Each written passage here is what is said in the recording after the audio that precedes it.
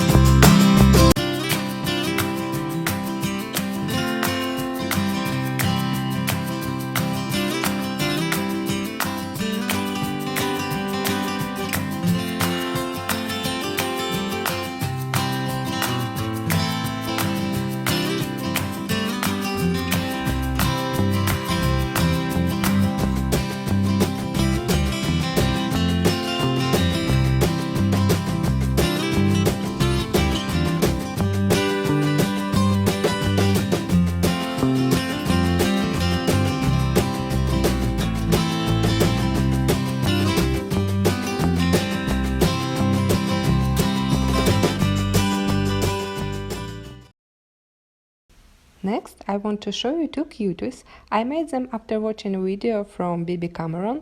She used this long handle die as a legs for the frog. I will leave a link to this video in the description below. So, I used few basic shaped dies to create a bear and a cat. You can put something in his paws, like Bibi did with the candy, or leave it as a card element.